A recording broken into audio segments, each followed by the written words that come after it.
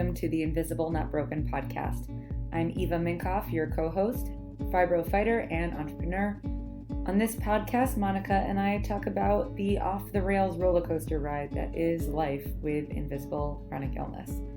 Sometimes it's just Monica and myself, sometimes we have a special guest, but we always have a grand old time.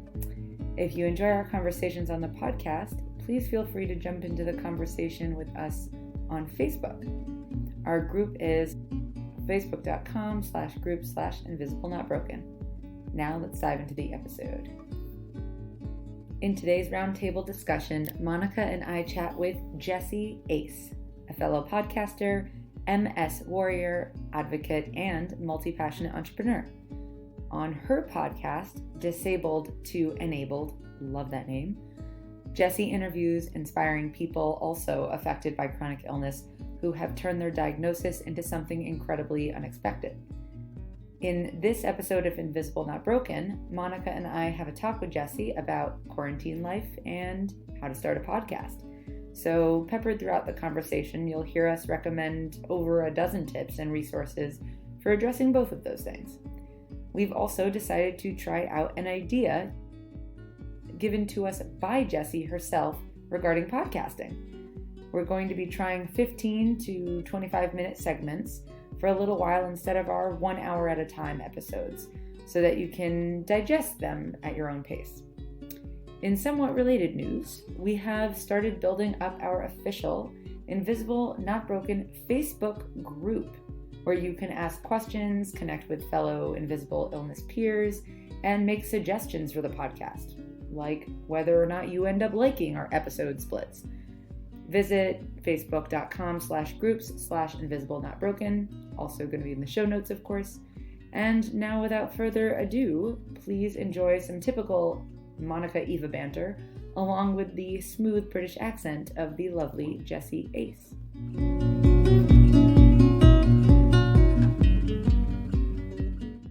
Jessie, you run a podcast as well. I'm so glad you reached out to us.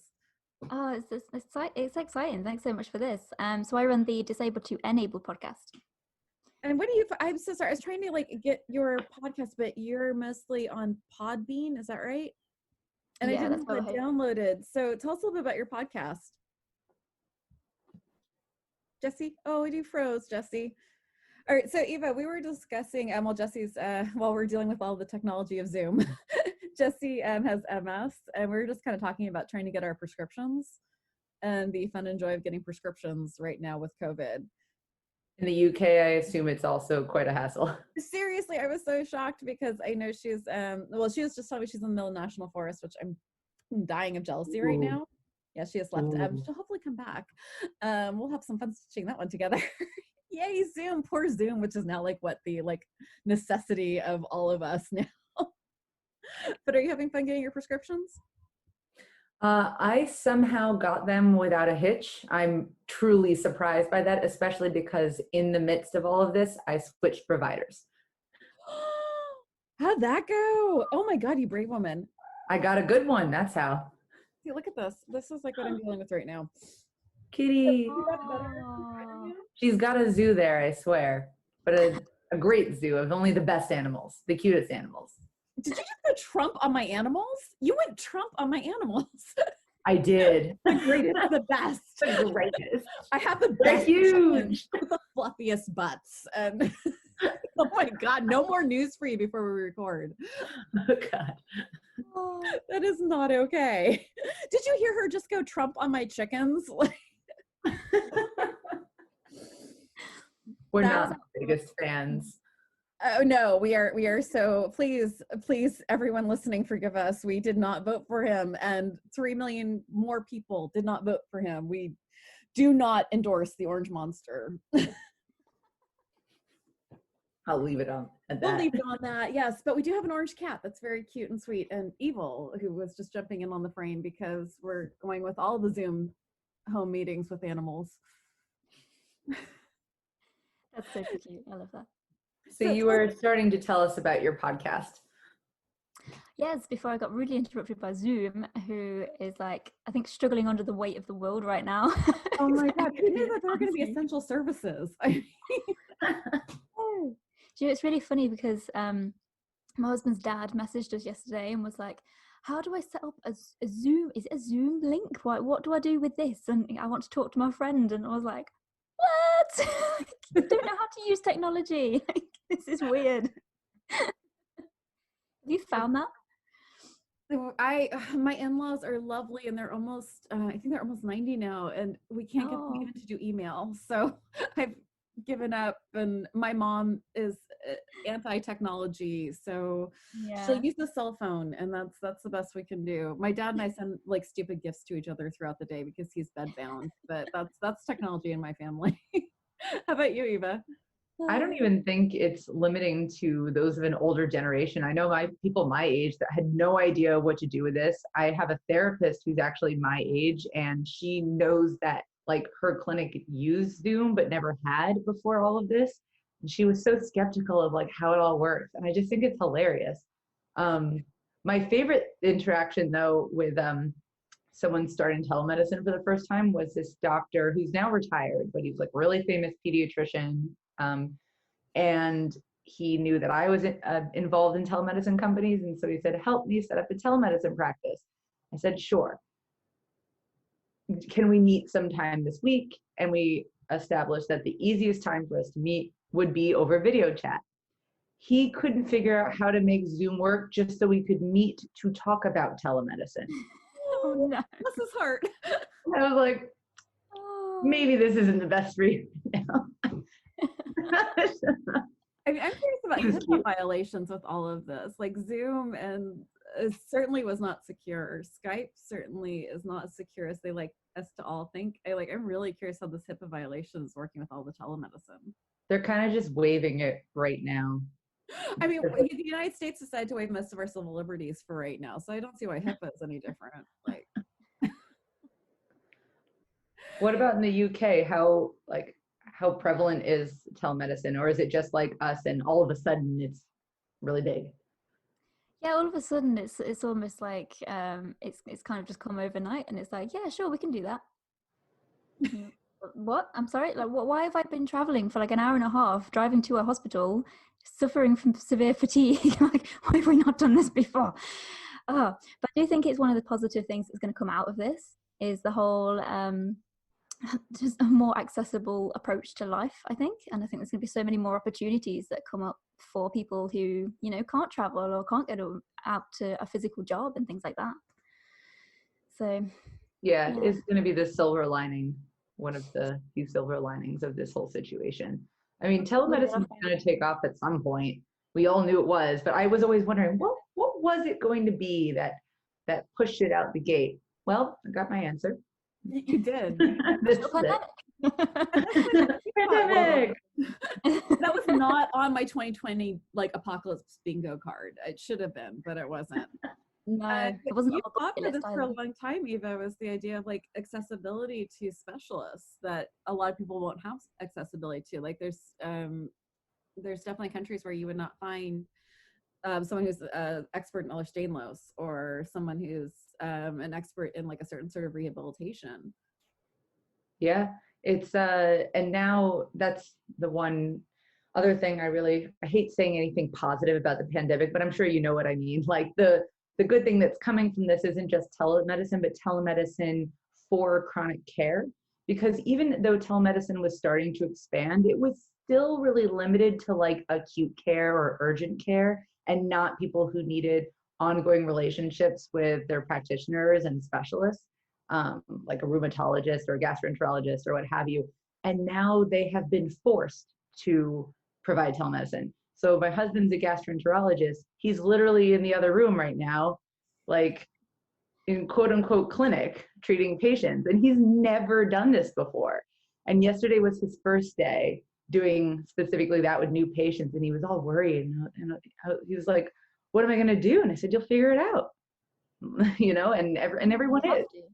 Yeah. And look, in gastroenterology and all the specialties, really, there are times where in-person is absolutely necessary, but so little of it is necessary in person. And I really hope that this teaches our healthcare systems around the world that we don't need to do things in person all the time, especially if it costs us more money and pain.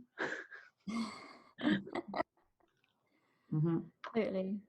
Yeah, and schools too. I mean, especially schools, like there's so many disabled people who can't go to colleges or to even high school or middle school or grade school because the classroom just is not accessible. It would be amazing if this doesn't just all get gaslit and decided that this never really happened and we just go back to you know, the status quo normal of healthy people are the norm. Yeah, I hope it's not. I mean, I hope this has really given kind of people who are, you know, able and healthy, like the wake up call to actually, you know, people live like this all the time. You know, 'cause I don't think they appreciated that. And when you tell someone, you know, if it's a family or friend or someone, and you say to them, you know, oh, I'm having to isolate because, you know, I'm really sick right now or whatever, then the response is normally like, oh, you're lucky you get to stay at home. But I think they're kind of like, oh, this isn't a good thing, you know? Maybe this ends that whole like lucky you get to stay at home all the time answer that we all get. Yeah, I think we literally all have that one at some point or another. So speaking of staying at home, we all run podcasts. I did not get to introduce your podcast, so I will let you do that now. Yeah, so I run the Disabled to Enabled podcast, and we basically, I've made it my mission to fill the internet with positivity after my own diagnosis, which was pretty awful, really negative, where my doctor literally told me to go and Google what MS was so that I could find out for it for myself. Yeah, that's the face I pulled as well.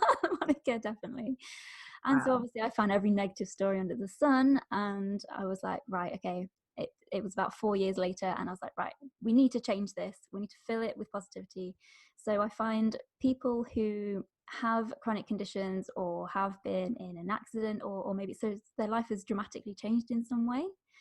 And we highlight the positive stuff that they've done since that. So maybe they've ran a marathon.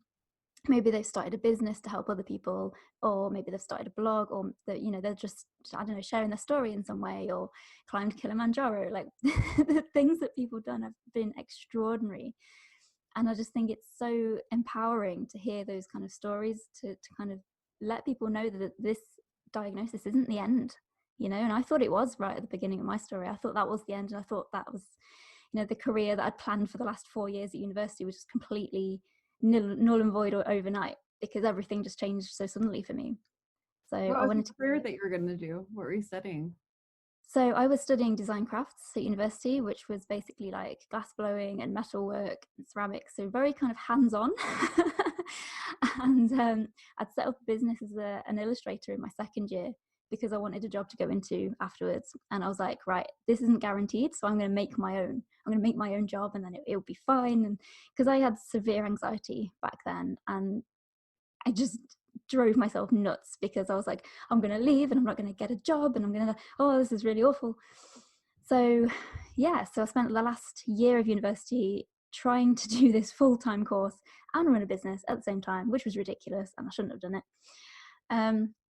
Got right to the end, and I had like a contract for a children's book ready to go for when I left, and I had like a contract with an agent that was ready to go. All I needed to do was finish uni. And then on the last day of university, I woke up with my left side not working at all. And I was like, oh my gosh. Like, I was 22 at the time, so I thought I was invincible, obviously. Turns out not. And so I had to just completely reevaluate my whole life right there and then. It's weird. Your last day of uni? The very last day. Wow. Typically, I know. So I was tripping over my foot all day. I couldn't use my left hand or anything, like holding things just was not happening. And my husband, this is a really funny story actually, my husband, to cheer me up, made me my favourite meal, which was spaghetti bolognese. Okay, I love spaghetti bolognese, and he made this favourite meal as a treat. And I was sat there and I was like, this is great, but I can't actually twirl the spaghetti because I can't feel my hands. So I was like just trying to like, he had to cut it up for me. It was a new interesting experience. Let's just say that. So, you know, I agree so like distinctly on that, because I think we have like way too much in common with having to abandon careers. I think all of us have a lot in common with having to abandon careers and plans because of health, but yours came on so suddenly. It was literally like completely out of the blue. I was completely fine. I was completely healthy and normal. I thought I was anyway. And then all of a sudden, it's like I woke up on this last day, and it was all just completely upside down. It was crazy. And I'm stubborn. I'm a stubborn person, so I waited 7 days before I went to the doctor to sort it out, because I was like, oh, it'll be a trapped nerve or something. Actually, real quick, just to educate those of us in the United States, we're still on the fence of the idea that if you have socialized medicine, you will never see a doctor. How long did it take you to get an appointment? With my GP? Yeah. I can't actually remember, to be honest. I think it was actually months. Like there's this myth that if we go socialized medicine, that if you have an emergency, you won't be able to see a doctor for like 3 or 4 months. Oh, I think I managed to get in. I think it was about 3 or 4 days that it took to actually get this appointment, if I remember. Yeah. Quick little side. So yeah, and then I went to see this doctor, and she basically said, oh, it's something called a hemiplegic migraine. I was like, all right, okay. And she was like, have you ever had a migraine? I was like, no.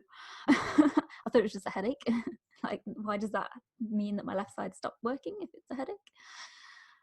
But yeah, no. She said it was that, and she let me go with this misdiagnosis, which was crazy. And I got home, planning what to have for dinner, and she called me back, and she was like, actually, I probably should have sent you to A&E. I was like, why? She was like, because I've just been speaking to my colleague, and she thought that actually you could have had a stroke, so yeah, you should really go and sort that out. So I'm gonna write you a letter, leave it in reception, and you can come pick it up and then go take it to A&E. I was like, what? How could I have had a stroke? I'm 22 years old. I'm perfectly healthy. What's going on? This is crazy. So I went and picked up this letter, went to A&E, which is, sorry, ER for you guys. Whenever I say that in interviews, they're always like, what's A&E? The ER. Except yours doesn't charge $50,000. No, it doesn't. It doesn't. But on the other side, I have to wait 5 hours to actually to see anybody. So the emergency room. When my shoulder was here, my arm was. I'm sorry, I'm pointing on a podcast. My arm was all the way to where my breast is. It was all the way to the front. I waited 6 hours before a doctor spent 5 minutes with me. So trust me, not here. That's crazy, isn't it? That's crazy. Yeah. There aren't enough doctors in the world. That's the problem. It's not really country specific. Some obviously have way less than others, but yeah, that's one of the many issues with the systems. Totally, and they're not paid enough, which is another. Oh yeah, they're paid the most in America, and they're still not paid enough. Well, it depends, but many of them are not paid enough here. And we have a huge doctor shortage here in the United States, especially for gynecologists and for GPs. Oh yeah, well, it's because GPs aren't getting paid, and they don't want to be GPs anymore. That's what they're like. If you ask, so I talk to residents and fellows all the time, and that's the main reason they tell me they don't want to be GPs, is they won't get paid enough. Yeah, but they have to do so much, don't they, for what they do? So. And also the cost to become a doctor is so extreme. Like the student loans are brutal. And then you also will have to like pay insurance, which is the insurance cost. Well, you know this better than I do, Eva, but my friends who are doctors, they say that the reason they go to work for something like Kaiser is because the insurance cost is so high if they don't. Yeah, I tend to forget. I force myself to forget that I think we have about $300,000 in debt. Yeah. Yeah, I think at least. And I think it gets worse every year that he doesn't make a real salary. My husband, he's a fellow, so he's like still technically in training sort of for like a year. Woohoo! Yeah. We need doctors. We're gonna charge you $500,000 to become one. Yeah, that's my favorite. Or a teacher. Yeah. Oh yeah. Thanks for listening to another episode. If you haven't already, please leave us a review. It means the world to us. Any feedback, all feedback. And as always, links to the show notes will be on invisiblenotbroken.com per the episode, where you can also subscribe to our community updates. If you love listening to our show, and we hope that you do, please show us some love in return by becoming a patron for the cost of 1 coffee a month.